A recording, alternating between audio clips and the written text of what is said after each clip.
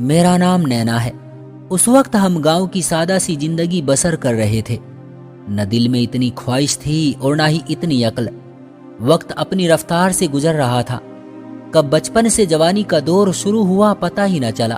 گاؤں کا صاف اور تازہ ماحول ہونے کی وجہ سے جو بھی مجھے دیکھتا تو میری تعریف ضرور کرتا۔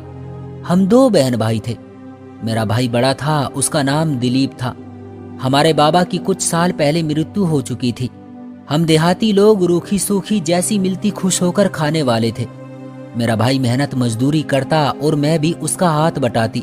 یوں ہمارا گزارا اچھا ہو رہا تھا۔ ہماری ماں ان دنوں بیمار رہتی تھی۔ طبیعت ٹھیک ہوتی تو وہ بھی ہمارے ساتھ برابر کام کرتی تھی۔ ویسے تو اب زیادہ تر دیہاتوں میں یہ کام ختم ہو چکا تھا، مگر ہمارے گاؤں میں اب بھی وہی ویوستھا تھی۔ گاؤں کا سردار چودھری صاحب تھا، اور وہی سرداروں والی عادتیں تھی ہر جگہ ہر کام میں اپنا آرڈر چلانے کی۔ کہانی یہاں سے شروع ہوتی ہے کہ جن دنوں گرمیوں کا موسم تھا اور گاؤں میں اناج کی کٹائی ہو رہی تھی، چودھری صاحب کے کھیتوں پر میرا بھائی بھی کام کر رہا تھا۔ میں اور میری ماں بھی جاتی تھی۔ ایک دن کام کرتے ہوئے وہاں زمینوں پر چودھری نے چکر لگایا اور مجھے دیکھ لیا۔ شاید خوبصورت ہونا میری بدقسمتی تھی۔ غریب کی بیٹی خوبصورت ہو تو اس کے لیے مصیبت کھڑی ہو جاتی ہے۔ وہی ہمارے ساتھ بھی ہوا۔ چودھری ماں کے پاس آیا اور بولا، چاچی طبیعت کیسی ہے تیری اب؟ طبیعت وہ ماں سے پوچھ رہا تھا اور دیکھ میری طرف رہا تھا۔ مجھے اسی وقت کسی انہونی کا اندیشہ ہونے لگا۔ ٹھیک ہے چودھری صاحب، شکر ہے اوپر والے کا، ماں نے جواب دیا۔ تو چودھری پھر سے بولا، یہ کون ہے تیرے ساتھ چاچی؟ بیٹی ہے تیری؟ جی ہاں چودھری صاحب، یہ میری بیٹی نینا ہے، ماں نے بتایا۔ تو چودھری سر ہلاتا ہوا وہاں سے چلا گیا۔ اس وقت تو وہ چلا گیا، مگر کچھ دن بعد دلیپ کھیتوں سے واپس آیا ہی تھا کہ دروازے کی پھر سے گھنٹی بجی۔ دلیپ نے دروازہ کھولا تو سامنے چودھری کا آدمی کھڑا تھا۔ اس نے کہا کہ وہ ماں سے بات کرنے آیا ہے۔ دلیپ اسے اندر لے آیا۔ ماں اور دلیپ اس کے پاس بیٹھے رہے۔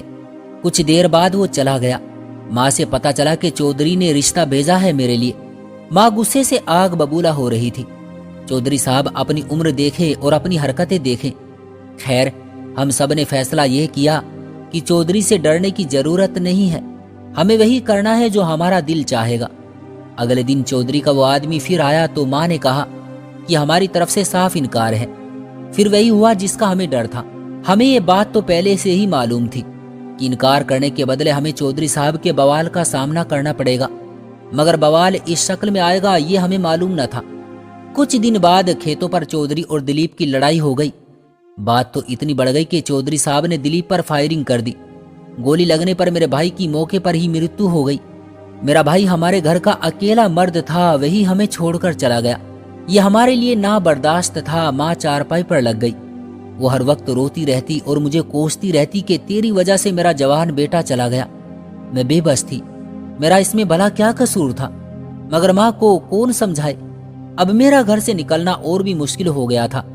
ندی میں رہ کر مگرمچھ سے بیر لگانا آسان نہ تھا، اور میں نے یہ بیر لے لیا تھا۔ ماں بیمار تھی اور میں گھر سے باہر جا نہیں سکتی تھی۔ کچھ ہی دنوں میں کھانے کے لالے پڑنے لگے۔ مجھے ہی کام کاج کے لیے گھر سے نکلنا پڑا، مگر گاؤں تھا، کوئی اتنی بڑی جگہ تو نہیں تھی کہ چودھری سے سامنا نہ ہوتا۔ وہ مجھے آتے جاتے روکتا اور دھمکیاں دیتا۔ چودھری نے ہمارا جینا حرام کر دیا تھا۔ پھر قدرت نے میرا ایک اور امتحان لیا۔ کچھ مہینوں بعد ماں بھی مجھے چھوڑ کر چلی گئی۔ میں بھری دنیا میں اکیلی رہ گئی۔ اب میں بالکل اکیلی کڑی دھوپ میں کھڑی تھی۔ مجھے ایسا محسوس ہوتا کہ نہ تو میرے سر پر آسمان ہے اور نہ ہی میرے پیروں تلے زمین۔ ہر وقت ایک ڈر سا لگا رہتا تھا۔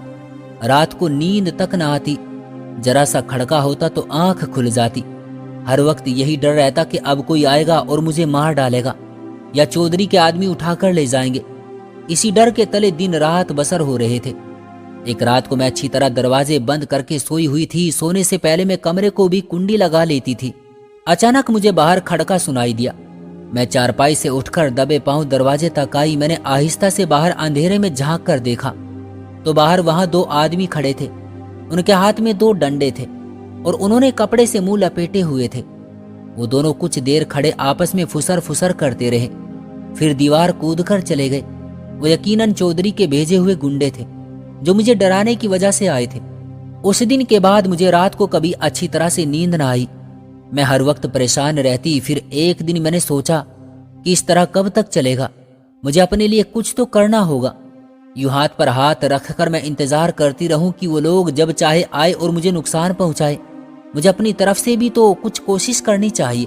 इस शाम मैंने चादर ओढ़ी, थोड़े बहुत जो पैसे बचाकर रखे थे वो लिए और घर को अच्छी तरह बंद किया। बाहर से ताला लगाया और मैं चल पड़ी।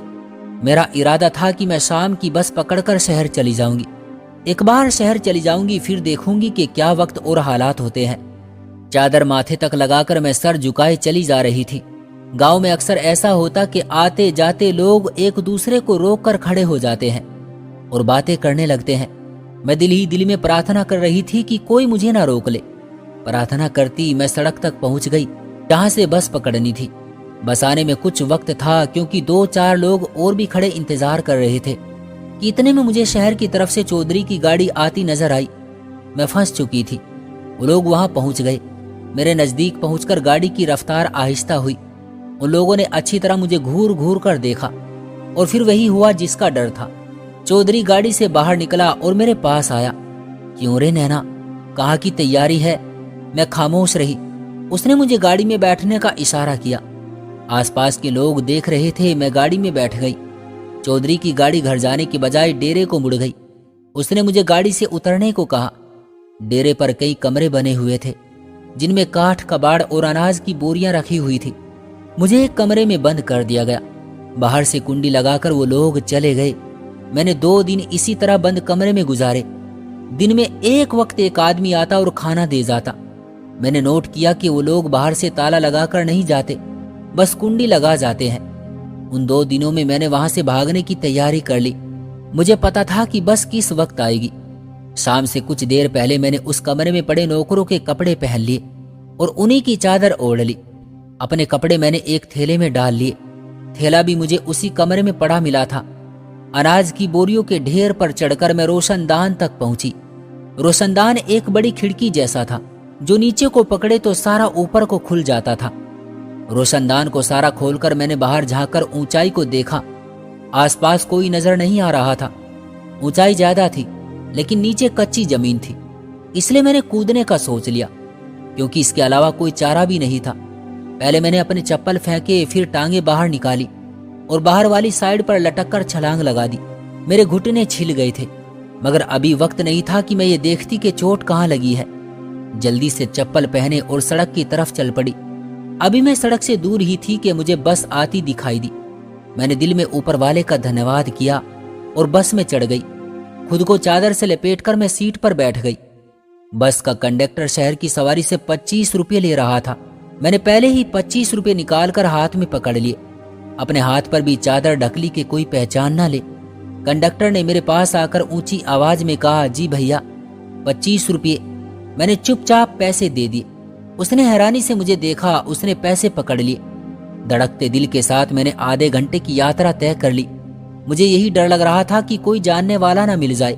फिर मैं शहर पहुंच गई तो सुकून का सांस लिया। बस से उतरकर मैं कुछ देर देखती रही कि क्या करना चाहिए। सड़क पर चलते चलते मैंने घरों पर लगी नाम की प्लेट पढ़ना शुरू कर दी। कोई अच्छा एरिया लग रहा था। हर तरफ साफ सुथरा माहौल था। रात होने वाली थी और मैं ये सोच रही थी कि इससे पहले कोई ठिकाना मिल जाए। फिर मैं एक दरवाजे पर पहुंची। उस पर दिनेश के नाम की तख्ती लगी हुई थी। मैंने ऊपर वाले का नाम लेकर दरवाजे की कुंडी बजाई। कुछ देर बाद दरवाजा एक आदमी ने खोला। हुलिये से वो इस घर का नौकर लग रहा था। मैंने अंदाजे से कहा कि साहब से मिलना है। वो आदमी कुछ देर हैरानी से मुझे देखता रहा। जाहिर है मेरा हुलिया शक्ल और आवाज ने उसे सोच में डाल दिया था। वो अंदर चला गया। कुछ देर बाद वापस आया तो साथ में एक और आदमी था। उसकी उम्र 40 या 42 के बीच लग रही थी। उसने भी मुझे हैरानी से देखा और बोला, जी क्या काम है? साहब जी मदद की जरूरत है। मैं कोई चोर नहीं हूं और ना ही पैसे मांगने वाली हूं, मुझे मदद चाहिए। तो आदमी बोला, अंदर आ जाओ। मैं उसके साथ अंदर चली गई। वो लोग खाना खा रहे थे तो मुझे भी एक प्लेट में डालकर दे दिया। मैंने कई दिनों से पेट भरकर खाना नहीं खाया था, इसलिए मैंने फौरन प्लेट पकड़ ली और जी भरकर खाना खाया। फिर उस आदमी ने नौकर को चाय लाने का कहा। नौकर चाय ले आया और फिर मुझसे बोला, बोलो कौन हो तुम और तुम्हें क्या मदद चाहिए? मैंने उसे शुरू से आखिर तक सब सच सच बता दिया। सब बात सुनकर वो कुछ देर सोचता रहा और फिर बोला, तुम्हें पता है मैं कौन हूं? मैं एक वकील हूं और मैं तुम्हारी मदद जरूर करूंगा। मैंने उसका धन्यवाद किया और अपने कपड़े लेकर वॉशरूम की तरफ चली गई। नौकर का जोड़ा उतारकर अपने कपड़े पहन लिए। हम लोग जो सारा दिन खेतों में काम करते हैं, हमें जल्दी लोगों की नजरों की पहचान हो जाती है। हम छोटी उम्र में चेहरे पढ़ना सीख जाते हैं। उस आदमी का नाम दिनेश था। वो वकील था और उसने मदद का वादा भी किया। उसकी फैमिली किसी और शहर में रहती थी, वो यहाँ अकेला रहता था। मैंने उसके घर में काम करने शुरू कर दिए। मैं किचन का भी काम करने लगी, मगर मैंने उसकी नजर पहचान ली थी। था तो वो भी एक मर्द ही, बस फर्क ये था कि वो शहरी था और पढ़ा लिखा था। इसी तरह 2-4 महीने गुजर गए। दिनेश साहब ने मेरी तरफ से केस कर दिया था। वो चौधरी साहब वाले मामले में मेरी मदद कर रहे थे। एक दिन मैं किचन में काम कर रही थी कि वो मेरे पास आकर खड़े हो गए। मैंने उनकी नीयत भांप ली और साफ साफ बात करने का सोचा।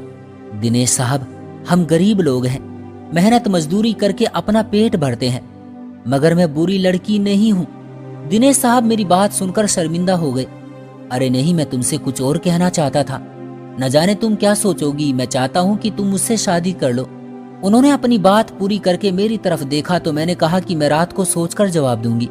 फिर मैंने रात को उनसे कहा कि मुझे मंजूर है, मगर मेरी एक शर्त है कि जब मेरा केस खत्म हो जाएगा तो आप मुझे तलाक दे दोगे।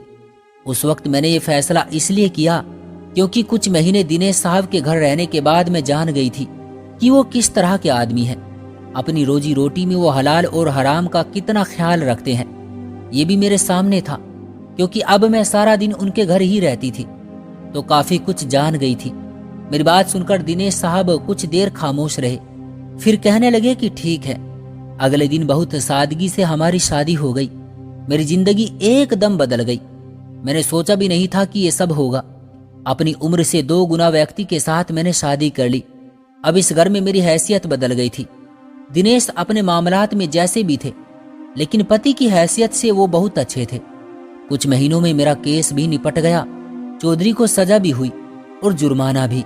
हमारी शादी को 1 साल गुजर चुका है। मेरी गोद में बेटी की शक्ल में एक प्यारा सा फूल खिला है, जिसका नाम हमने परी रखा है। दिनेश साहब ने मेरी शर्त पर पर्दा डाल दिया था। उन्होंने मुझे नहीं छोड़ा। वो जान गए थे कि मैंने ये शर्त क्यों रखी है। इसी वजह से एक दिन दिनेश ने खुद ही ये बात छेड़ी। उन्होंने मुझसे वादा किया और यकीन दिलाया कि वो कभी मेरा साथ नहीं छोड़ेंगे और जिंदगी के हर कदम पर मेरा साया बनकर चलेंगे। जिंदगी ने जो छीना वो सब ऊपर वाले ने तोहफे के तौर पर एक अच्छे पति की शक्ल में मुझे दे दिया। तो दोस्तों, ये थी हमारी आज की कहानी। उम्मीद करते हैं कि आपको पसंद आई होगी। आपका क्या कहना है इस कहानी के बारे में, कमेंट करके हमें जरूर बताएं। वीडियो को लाइक करके चैनल को सब्सक्राइब कर लीजिए और साथ में घंटी को दबाकर ऑल पर सेट कर लें ताकि आने वाली वीडियो आपको तुरंत मिले। मुझे दीजिए अगली वीडियो तक इजाजत। तब तक के लिए धन्यवाद।